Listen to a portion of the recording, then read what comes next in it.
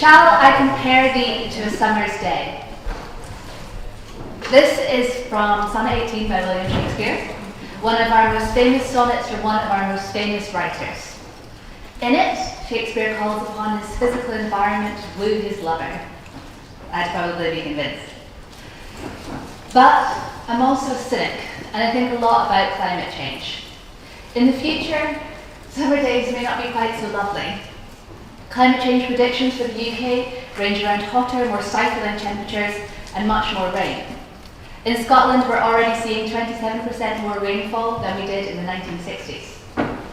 Those rough winds of May he's talking about, much more likely to be all year round and much more extreme. 2011's Hurricane Bobag may be a less romantic or poetic a description, but it's much more contemporary and much more accurate reference point for those looking to impress me nowadays. Climate change is happening and will continue to happen. The United Nations Intergovernmental Panel on Climate Change, which is made up of over 800 research scientists, says that the rate of change since the 1950s has been unprecedented, with increasing rainfall, reducing snowfall, and sea level rise. Even if we stop all greenhouse gas related emissions tomorrow, our climate will continue to change for centuries. Climate change is a huge physical threat to our planet, cute polar bears included. But it's also a huge social, political, and cultural threat to us, to humans, our whole way of life. Culture encompasses absolutely everything, from our homes, our languages, our food, our traditions. It's everything which gives us life. My concentration within this is on the visual, oral, audible manifestation of that culture, the arts, otherwise known as TV, books, film, music, poetry. I argue this: climate change is the biggest problem we've got, and we need to throw absolutely everything we have at it. The arts are a crucial part of that. I'm going to give you a whistle-stop tour of why that's the case, what's happening already, and why all the world's stage should be taken more seriously. The arts have always been a crucial part to how our society has grown, shaped, and developed, and this can, should, and is being extended to issues of climate change. There are 4 key ways in which this is happening. Firstly, the arts can help us understand how we got to be in this situation and who we are in the first place.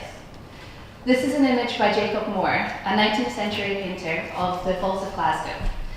Jacob Moore was part of the movement towards the aesthetics of the sublime, creating a picture-perfect view of the landscape of the UK, with dramatic hills, sudden valleys, golden sunlight. It's this imagery which we still use to talk about the UK when we're exporting it internationally. Consider too, the idea of having a white Christmas. The UK is obsessed with having one, but actually it's never been very common for the UK to have a white Christmas. We're clinically driven into this by the fact Charles Dickens wrote in his novel A Christmas Carol about having a white Christmas. He grew up during a mini ice age in which the first 6 of his 9 Christmases came through as snowy. It's completely matter of fact. So, our whole identity has been shaped by the words we read, write, and listen to, and the images we see reflected back to us from the walls of galleries and museums. Secondly, the arts can show us what the world might be like through alternative futures and realities. George Orwell's famous novel 1984, written in the mid-20th century, was a warning and prediction of what might result from surveillance and censorship, a dystopian and tyrannical society. It still informs debate around data protection, net neutrality, and the rights of the individual today. Consider too how our whole concept of what climate change might look like has been shaped by Hollywood blockbuster The Day After Tomorrow. Okay, I will admit it is quite an extreme example of Cli-Fi, which is a climate change film, if you are interested in the genre, I can tell you all about it. But it did make a lot of people sit up and take notice of what life might be like under different conditions. The arts can help us understand what the future might be like. The arts can also help clarify what the present issues are and how we are kind of solving problems in our society at the moment. Last year at the Edinburgh Festival Fringe, the world's largest arts festival, there were 61 productions about Brexit, each one of them trying to work out quite what life will be like in next spring, through musical, cabaret, comedy, and theatre. Skip a few verses into Robert Burns' most famous poem, and you get straight into the existential questions about how we define ourselves in relation to nature. The arts can help clarify and crystallise the issues of now. Fourthly, the arts are not merely a passive agent serving to educate and communicate. The arts are an active agent of change and should be treated as such. I would not be here today talking about climate change were it not for the fact that Al Gore's Inconvenient Truth, a film which has described climate change for the first time for many people, was made mandatory viewing for all Scottish high school students in the mid-2000s. The arts can catalyse people's lives. There are lots of ways in which arts are already blending this into what they do. Through artistry, through literature, through storytelling, and lots of different other ways. Here are just a few examples. This image is by Jason Taylor, a sculptor. His work, A Rising Tide, faced the UK Houses of Parliament last year on the banks of the River Thames. The sculptures were flooded with the rise and fall of the river, a condition that's only likely to continue as climate change continues as well. In literature too, there's been lots of examples of how storytellers, writers, essayists, novelists have blended climate change into their whole writing. Margaret Atwood's novel A Handmaid's Tale, which was written in 1985, is all about a society in which environmental degradation has left women infertile. It was made into an award-winning TV show in 2017. Jackie King, the national poet for Scotland, Our Macker, is published alongside 20 others writing poems about climate change. In her poem Extinction, she riffs off another cultural reference, The Wizard of Oz, with the phrase, no lions, no tigers, no bears. The arts also have a part to play in being figureheads for our culture. Leonardo DiCaprio, love of my life, and upon finally receiving his Oscar for Best Actor, used his acceptance speech to talk about climate change. Bigger voices make more noise. Finally, the arts can also impact us when we're sitting at home in front of the TV. Blue Planet was the most watched television programme of 2017.